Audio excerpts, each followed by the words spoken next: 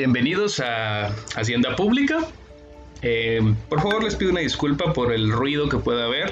No estoy grabando con un micrófono, sino con el propio micrófono de la computadora. Entonces, si hay ahí sonidos del viento, de algunos pájaros, pues es, como pueden imaginar, vivo en un entorno bastante rural.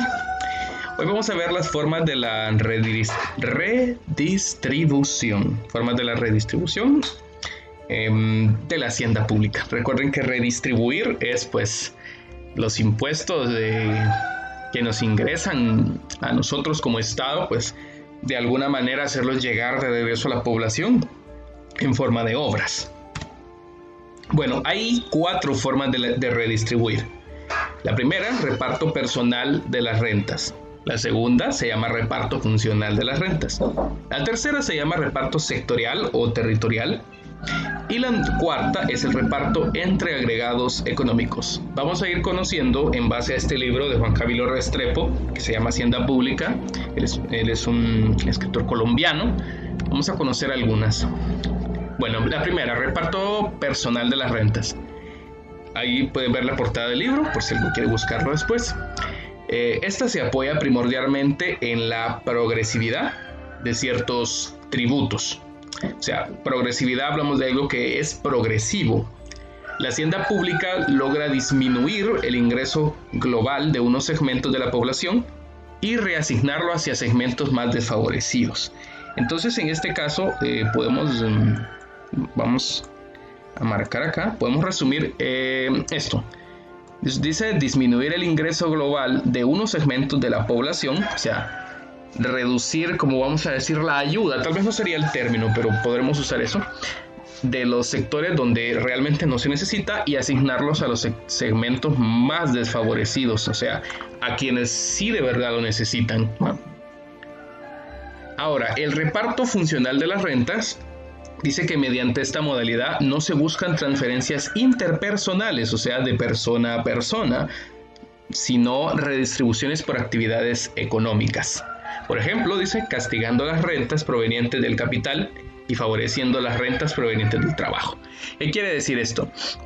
Poniendo, supongamos, impuestos más cargados a las ganancias de los capitales, de la gente que invierte sus capitales y tienen empresas y eso, para favorecer con impuestos más bajos a las ganancias del trabajo. Por ejemplo, uno como trabajador pagar una cantidad, vamos a decir, un poco menor, tal vez no menor, pero más adaptada a nuestro trabajo, o favoreciendo más nuestro lugar como trabajadores que el lugar de las personas capitalistas. Esa es mi interpretación.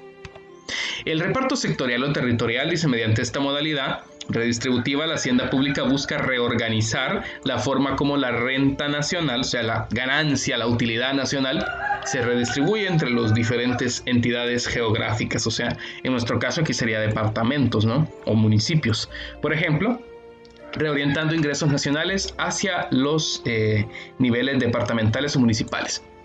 Recordemos, por ejemplo, que nosotros tenemos una capital, vamos a suponer esta, y permítanme, aquí tenemos una capital y en esa capital obviamente es una urbe, es una ciudad, hay mucha empresa, entonces hay mucha concentración de ingresos, de dinero, de pago de impuestos acá. No obstante, tenemos por ejemplo un pueblecito muy alejado aquí, donde realmente los ingresos y los tributos pues son muy bajos, y entonces si siguiéramos realizándolo todo en base a quién tributa más y quién tributa menos, pues aquí habrían muy pocos beneficios, ¿no? Muy pocas calles, muy pocos arreglos y aquí muchos. Entonces hay que redistribuir de modo que sea equitativo, según dice esto. Y el reparto entre agregados económicos. Por ejemplo, entre el ahorro y el consumo, dice acá. Los instrumentos de la hacienda pública pueden estimular uno y desalentar el otro, el ahorro y el consumo. Recuerden estos dos términos, para lograr efectos del tipo económico. Entonces, podemos en algunos casos fomentar el ahorro y en otros fomentar el consumo, o decir, por ahora no ahorren, consuman más, etc. Un vaivén, un tipo de balanza. Cuando se desea alentar la inversión, las finanzas públicas pueden estimular el ahorro, ¿no? Para que se invierta. Aligerando la tributación sobre algunas rentas, o sea, bajando los impuestos. orientadas más fácilmente que otras hacia el financiamiento de la inversión. O sea, le bajamos a los impuestos a la inversión. Perdón. Le bajamos a los impuestos de la inversión para que la gente invierta, no invierta en negocios y eso. Y al mismo tiempo dice desestimar algunos consumos, estableciendo tasas relativamente altas del impuesto. Este es un juego, realmente. Por ejemplo, si yo quiero que inviertan en mi país, yo les bajo los impuestos un poquito para que ellos inviertan, estos empresarios, ¿no? Y les subo un poquito al consumo, ¿no? Para tratar de llevar un vaivén entre que la gente compre más o compre menos, o que se paguen más impuestos o menos, dependiendo de lo que queremos, si yo quiero inversión o si yo quiero otra cosa. Aparte de la eficacia redistributiva de los diversos instrumentos fiscales, o sea, qué tan eficaz, qué tan, valga la redundancia, ¿no? ¿Qué tanto funciona esto? Este es un aspecto de las finanzas públicas que ha ocupado especial consideración dentro de la literatura, especialmente la moderna. El problema lo podemos plantear de la siguiente manera, dice Juan Camilo. ¿Qué es más eficaz como instrumento redistributivo de todo lo que ya hemos visto? ¿Otorgar beneficios tributarios o redireccionar políticas de gasto? Aquí ya es una pregunta que probablemente ustedes ahora no entiendan. Espero yo al final del curso podamos responderla. Vamos a concluir con el resumen. La Hacienda tiene distintas formas de redistribuir los impuestos que llegan al Estado, ¿no? De dar los beneficios. Pero hablar de su efectividad es para otra historia.